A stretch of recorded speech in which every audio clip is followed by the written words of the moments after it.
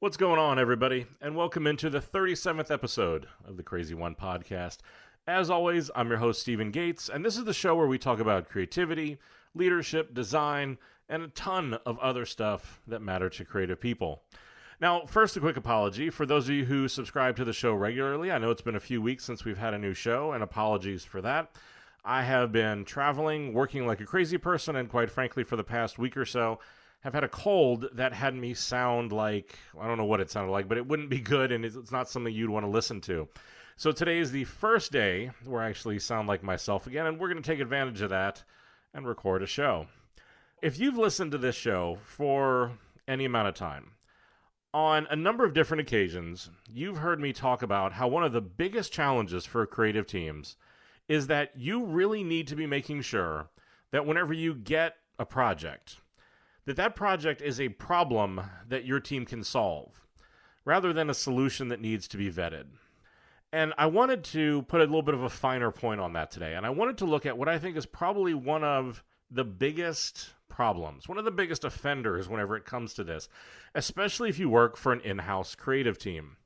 And that is executive interference in your creative process. We're going to just look at a couple different things in the show today. The first, we're just going to look at exactly what the hell does that mean. It sounds very interesting. But just exactly what does it mean? And I think you're going to find out that a lot of you, if not all of you, have probably run into this in your careers, if not your current project. We're going to look at how and when does it happen. There are two instances in particular where I think it can really, really wreak havoc. And we're going to take a look at what those are. And then finally, we're going to look at how do you overcome it? How is this something that you can get past? How can you learn what's going on? And how can you come out the other side stronger?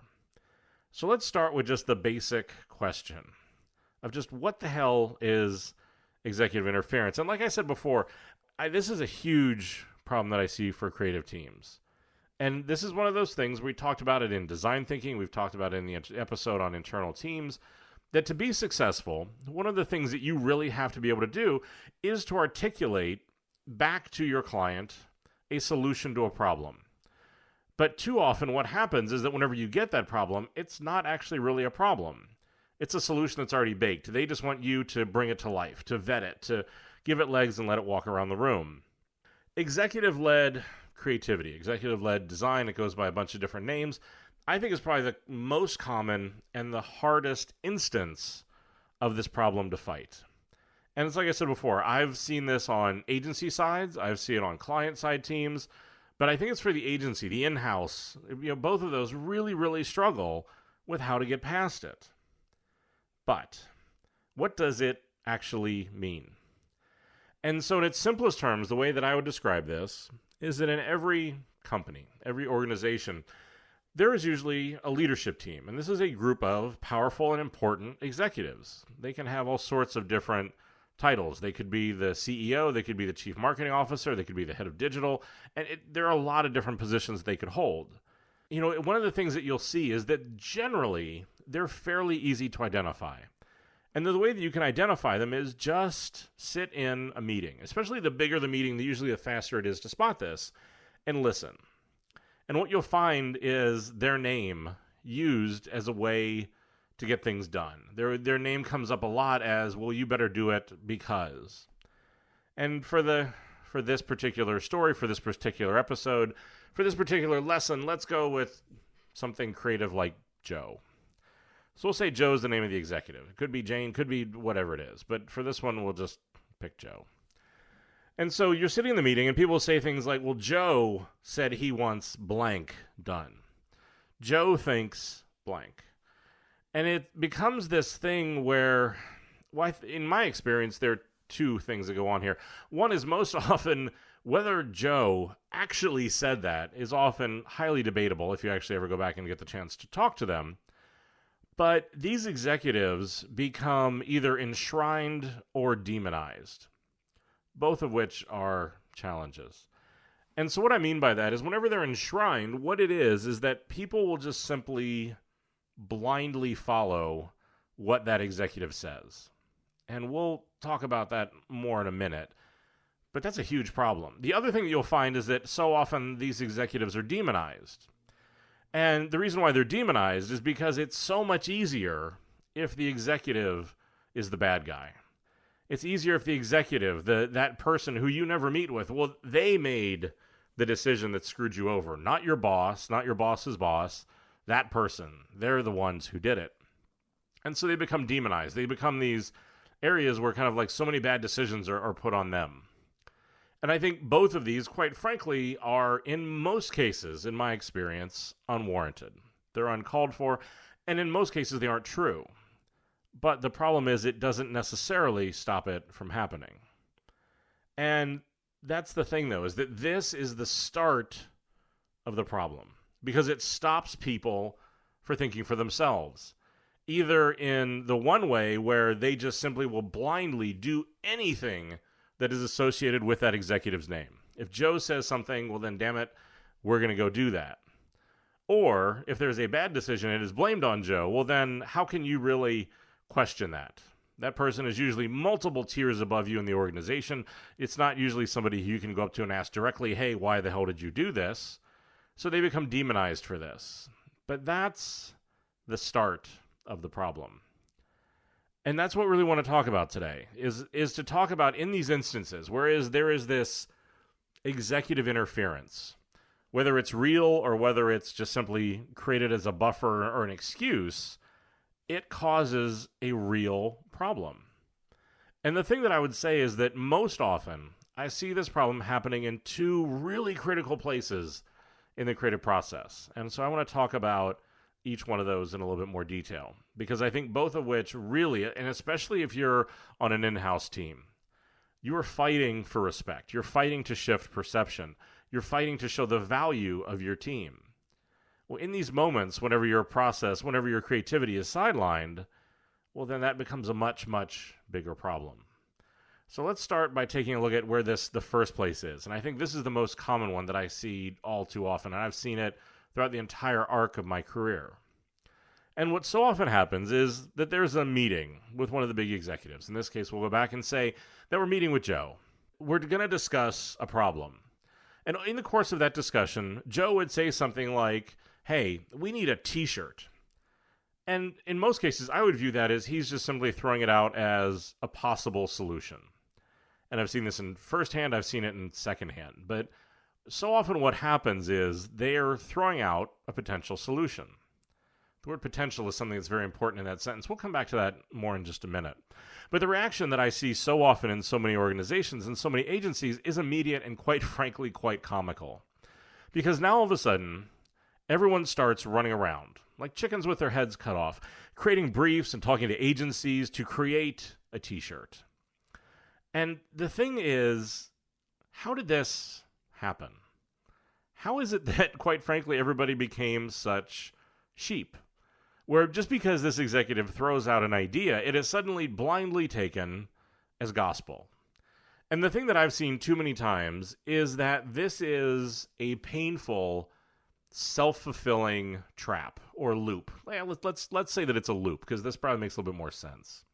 But what is often going on is the executive is suggesting an idea because so often, whenever you actually sit down and talk to them, which is a very rare thing that most people don't actually take the time to do, but if you take the time to sit down and talk to them, what you're going to find out is the reason why they feel compelled to suggest ideas, more often than not, is because they see these teams who come back with exactly what they're asked to do and don't seem to be able to think for themselves.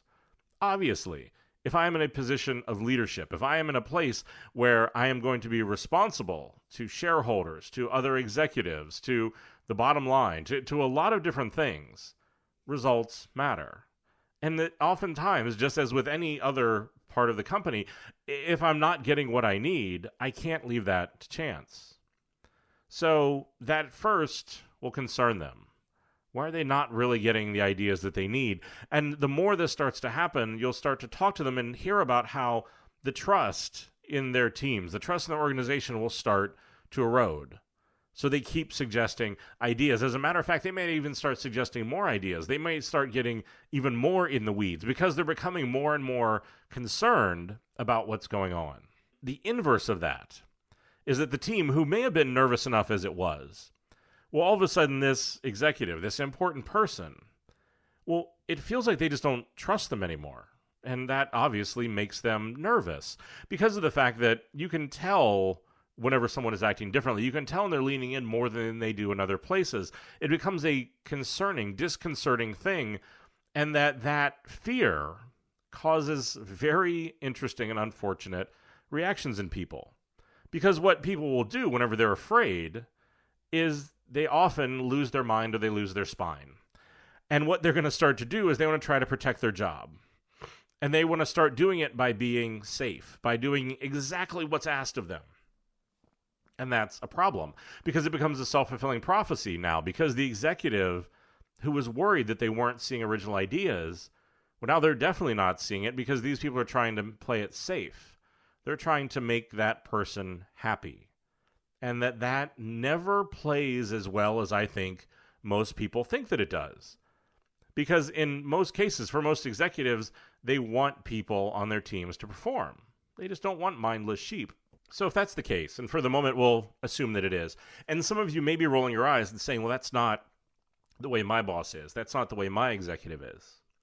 But we'll get to that more in just a second for those edge cases. But let's take for a second and say, okay, well then, how do you break this loop? And this is the role that I so often find myself having to play, is to just ask a very simple one-word question. It's the one that we've talked about, again, a great deal in the past. The question is, why? In the case of Joe and his suggestion of a t-shirt, why do we need a t-shirt? And most often whenever you ask this to the assembled team, a lot of times you'll end up with these blank, kind of slack-jawed gazes at you, as most people haven't really thought to take the time to ask that question, or to think that that was a question that even was allowed to be asked.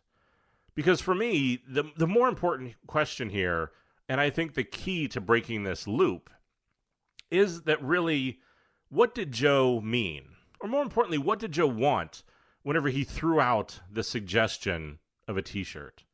Because in my experience, probably about over 90% of the time, if I stop the team, if I get them to think about what the executive wants and not what they said, whenever we go back to that executive, they're thrilled that we came back with a solution was better than the one that they came up with. But it takes you stopping. It takes you thinking and understanding the intent, not the literal execution. And that this is a hard part, because I've dealt with some very egotistical, very difficult executives over the years. Some people who are incredibly talented, but that talent came at a very steep price. But the thing that I found is that, and I always kind of jokingly describe this, that CRZY loves me. And that's so often the reason why I think that CRZY loves me is the fact that it's like in hockey. If you ever watch a hockey game, if you ever just simply even learn anything about the game, the one thing that you'll see is that one of the first things you're taught is to skate to where the puck is going to be, not where the puck is. And what that means is that if I'm going to just literally take the t-shirt as an execution, I'm skating to where the puck is. And the problem is that so often when I go back to that executive, they've actually forgot that was the literal execution that they wanted. They were just simply throwing out an idea that it was the intent, the meaning, the why behind it that's what really mattered. And that I think that's where I see so many other people fail where I've been successful, is because the t-shirt is skating to where the puck is. Understanding what they meant, understanding what it was they were trying to solve for, because maybe the t-shirt wasn't a t-shirt at all. Maybe it was the need that we actually needed a communication strategy. Maybe they felt like we needed something that would tangibly connect with our consumers. Maybe they felt like we needed a stronger messaging platform, and we needed to do it in another way. There could be 100 reasons why. But by doing that, by understanding the intent behind it, why I think that they're doing it, that's skating to where the puck is going to be.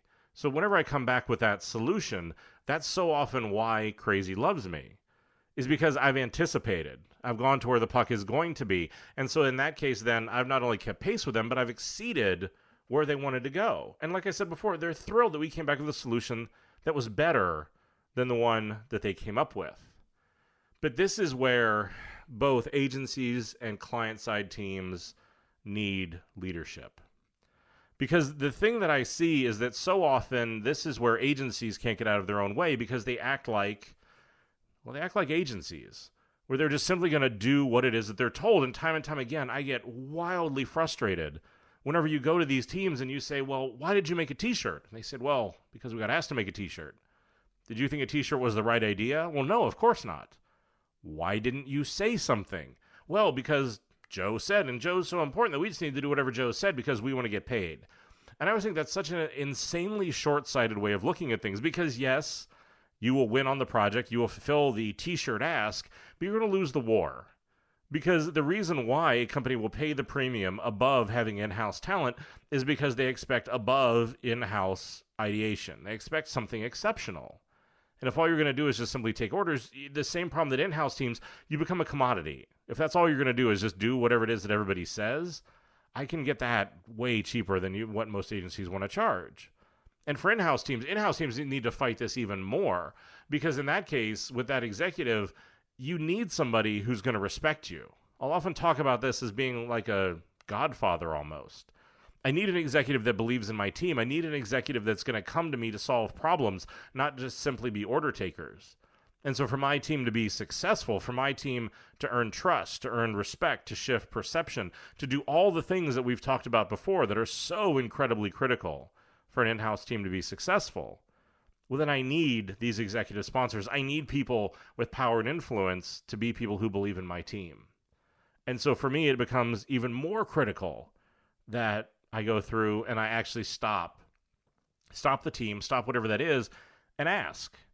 Because at the end of the day, the truth is, and this is what I think most people don't want to hear, but I don't know, I'm burdened with being the guy who so often says the thing that most people don't want to hear, is that what needs to happen is that agency or that internal team needs somebody with either a brain or a spine enough not just to be the blind follower. They need somebody who respects their customers more than they respect an org chart. And that can become an incredibly difficult thing because it means that you're going to have to risk something.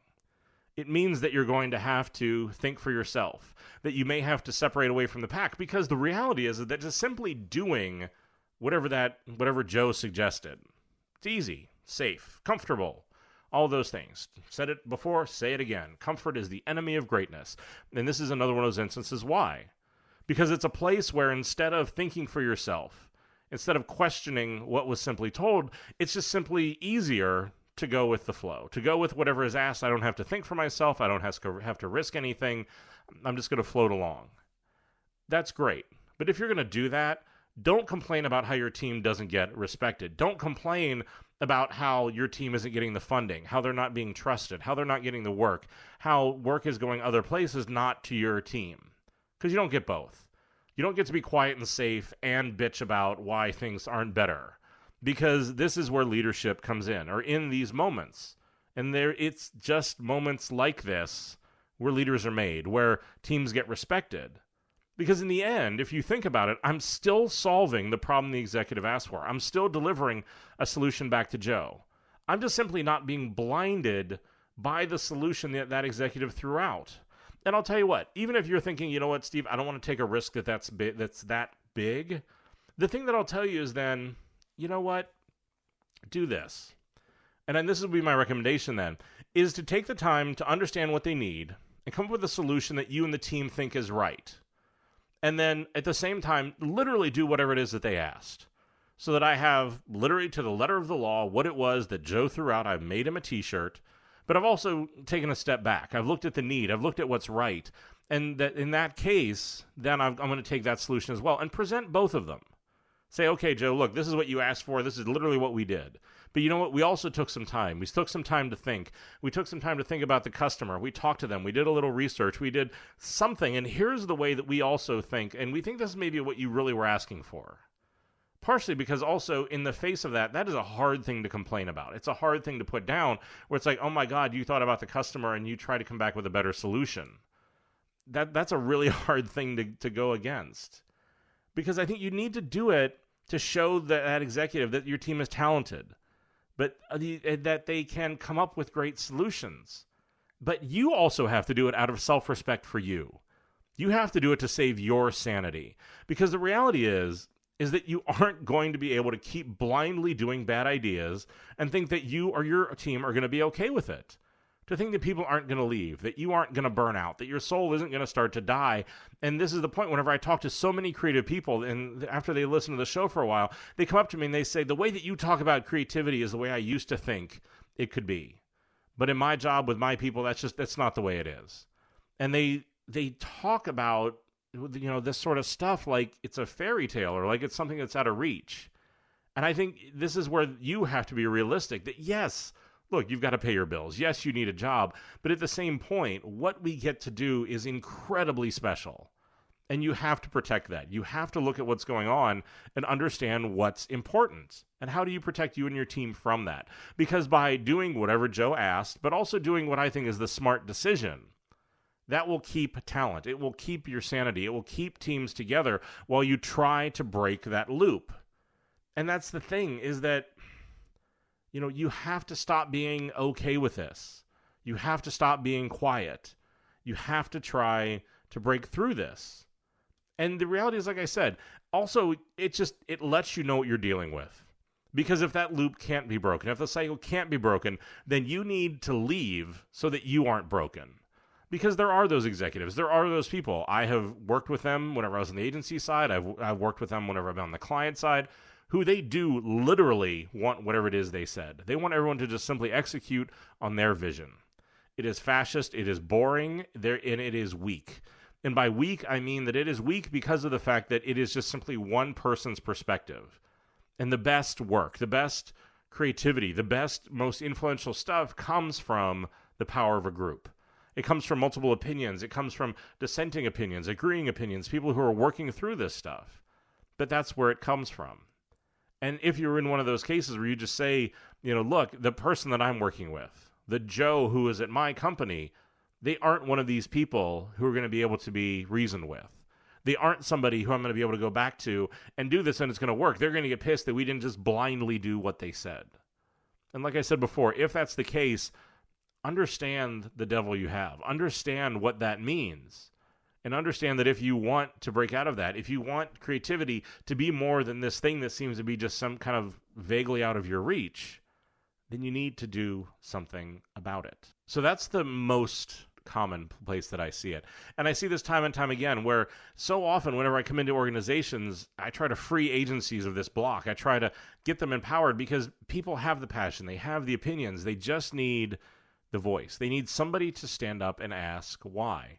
And to be brave enough to be able to go out and have the plan to try to figure out how do you break out of that loop.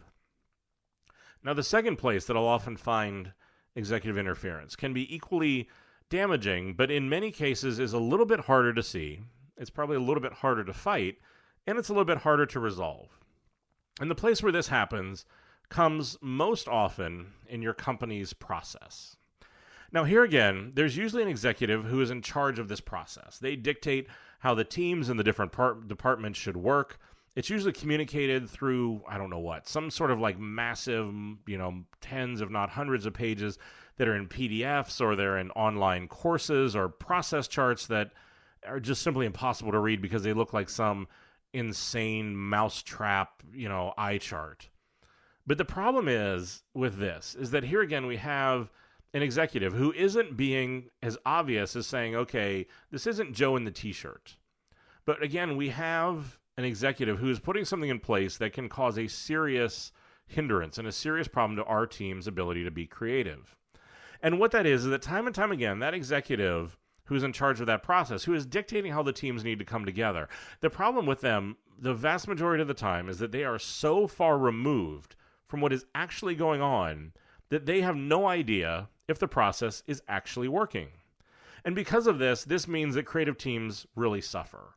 And I've been in meetings with these people, these executives, these quote-unquote process experts, and the problem with them is that what you'll find out is that they will go through in a meeting very convincingly, laying out the process, lots of charts, lots of orgs, lots of what we're doing for training and all sorts of different things like that. But if you then go to actually talk to the people who are on the ground, the ones who are actually doing the work, the comical thing, the sad thing, the frustrating thing that you're going to find is that those people will tell you that, oh yes, what that person talks about is actually a year and a half out of date. Or that this particular part doesn't work at all and we just simply ignore it. Again, it makes a great executive slide. It makes a great PowerPoint presentation, but it doesn't actually work. And the reason why the creative teams then suffer is because this sort of process management, this sort of executive-led thinking or structure, what usually leads to things that are like tech-led organizations or client opinion-dominated organizations or other things like that, where just one particular group who has the loudest voice who then will step up and try to take control of things. That is hardly ever the creative team. But, in every case, it almost often, like I said, it isn't a creative-led process. Or at the very least, and I think ideally what you want, is it isn't a process where all teams have an equal say. Usually one is dominant. And I'm not saying that this has to be a creative-led or a creative-dominated process. But what I am saying is that if someone else is controlling and influencing what your team needs to be successful, then here again, we have to stop and we have to ask why things are happening the way that they are. You have to really look at what does your team need and how do I define it for what do they need to be successful? Because this is the real challenge, is because creative doesn't happen in a vacuum. Design doesn't happen in a vacuum. This is where I tend to get very vocal whenever people talk about, it's a design problem, or, it's a creative thing, or it's not, because nothing that any of our teams do exists in a vacuum. They're dependent on other parts of the company. It could be marketing, it could be tech, it could be, process or strategy, or it could be 100 other things, but nothing is ever something where we're just simply designing something in a vacuum. So this is the problem, is that the interactions that we have with these other teams, the way that the process and their process is done that affects us, is something that we have to be aware of. And the thing is that you have to communicate. You have to educate your organization on what you need to be successful. So here again, asking why. Going back, having a conversation with whoever that executive is who's in charge of the process to define and to show them why something is working or why something isn't working with tangible examples is critical here. Because here again, I need to be able to go back and underline and show, okay, well, here's what you asked us to do. Here's what it got us. Here's what we should have done. Here's what it got us. And most of the time, this doesn't necessarily come out in better looking creative, but it may come out in smaller budgets. It may come out in smaller timelines. It may come out in smaller teams, in a lot of other ways, in things that are going to matter to the business. And I know, for the vast majority of people, the least sexy thing in the world is process. I get it. Trust me, I get it. But it's so often one of those things that really defines if your team is going to be able to be successful. It defines if you're going to be able to do your work. Because like I said, it doesn't exist in a bubble. It doesn't exist in a vacuum.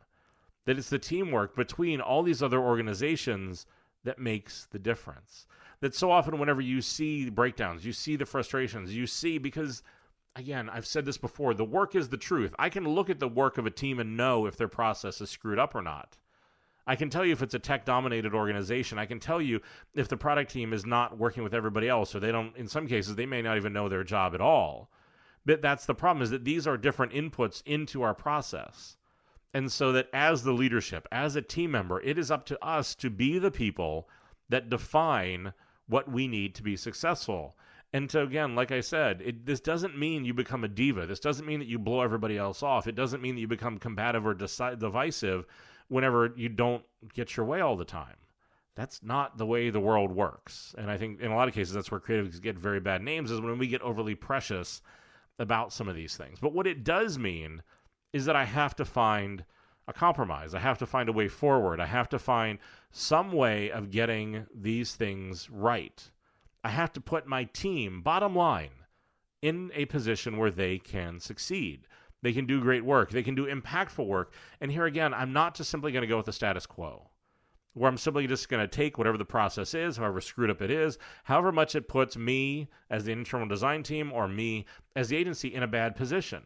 Because here again, I see too many agencies. I see too many internal teams where you'll go to them and say, why did you take on whatever it is, 100 points in a particular sprint? Why did you take on an impossible deadline? Why did you, and they'll kind of go either one, it's what the process said, or two, it's just what we were simply told to do.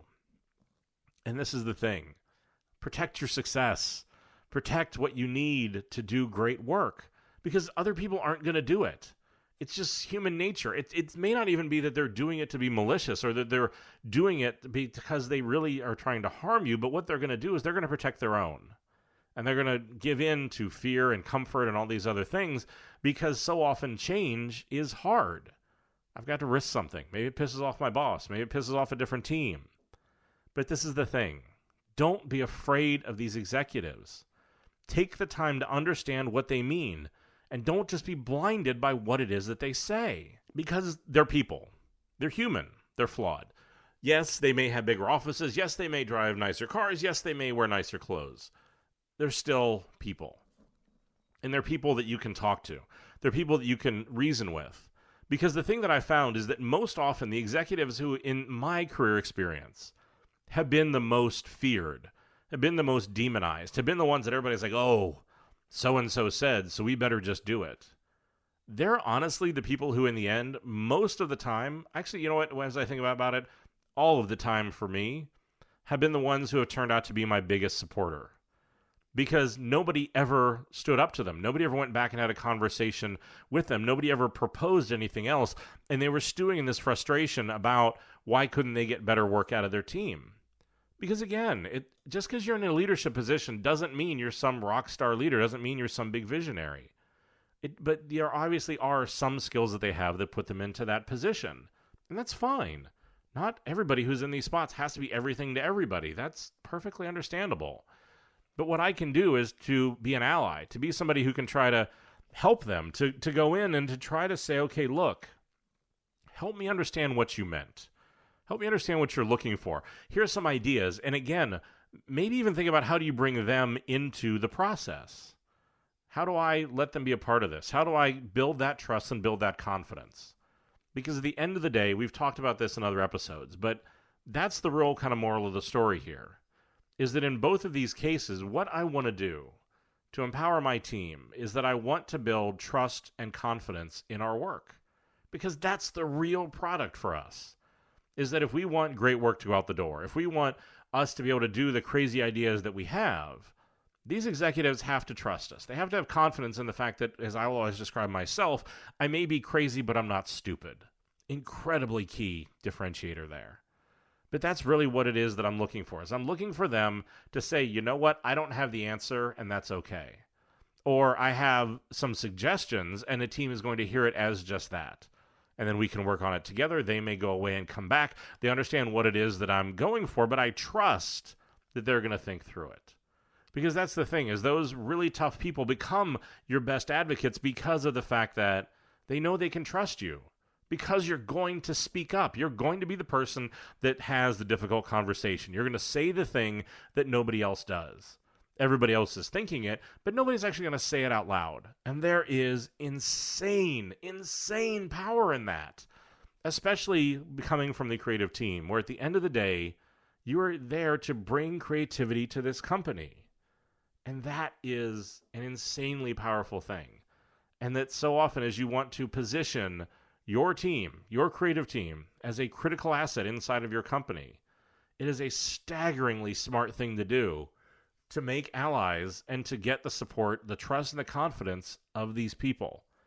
Don't be the person who sits there mute. Don't be the person that takes the easy route and just goes with whatever it is that gets said. Because there is the opportunity to bring a change. And if there's not an opportunity to bring a change, well then damn it, there's an opportunity for you to change. For you to find some place where you are supported. Find some place where you can do great work. And then, because at the end of the day, that person who just wants to blindly boss you around, who wants to tell you what it is to do and doesn't want your input, they're going to fail. The time will be the truest test of them, that they're not going to be able to withstand it. They're not going to be able to work that way. The turnover is going to be too high. The toll at the end will be too high. And don't be a victim of that. You deserve better. Your talent deserves better than to be this person that is constantly pushed around, bullied around, and interfered with by these executives. Because like I said, and so often, just give them a chance. Have a conversation with them, no matter how difficult it may be, because more than not, I promise you, you're going to find people who become some of your biggest fans and your biggest supporters. So hopefully you once again enjoyed the show. If you did, take a few seconds, that's all I'm asking for. Head over to iTunes, head over to your favorite podcasting platform and leave a review. makes a huge difference. One, to me, is obviously I'm doing this in my spare time. I have a day job and a few other things going on, incredibly motivating, but also it brings more people to the show, and I think that's the point of doing all this, is to be able to reach people at scale, be able to get that message out there. As always, you can find more about this podcast. You can find related articles, and you can find all the show notes. Once again, I've done a lot of work to really beef up the show notes. Head over to podcast.stephengates.com. Click on episodes. This one will be right at the top of the list. Unless you're hearing this later, then where the hell have you been? Scroll down and find it. Episode 37. And as always, if there's something you want me to talk more about, if you have any questions about anything, head over to Facebook. Type in the Crazy One Podcast, give that page a like, ask any questions. I'm really good as quickly as I can to get back, answer any of those. The best of them I try to roll up into the listener question show. The best of those I try to roll up into listener question shows that I do on a regular basis, but I want to be able to have everybody have this conversation out in the open so that everybody gets the benefit of it. As always, the boys down legal want me to remind you that all the views here are my own. They do not represent those of my current or former employers. These are all just my thoughts. And finally, I say it every time because I mean it every time, but thank you for your time. I know that time is truly one of the few genuine luxuries that we have, and I'm always incredibly humbled that you want to spend any of it listening to my crazy ass. So, until next time, and as always, fight against complacency. Comfort is the enemy of greatness. And damn it, stay crazy.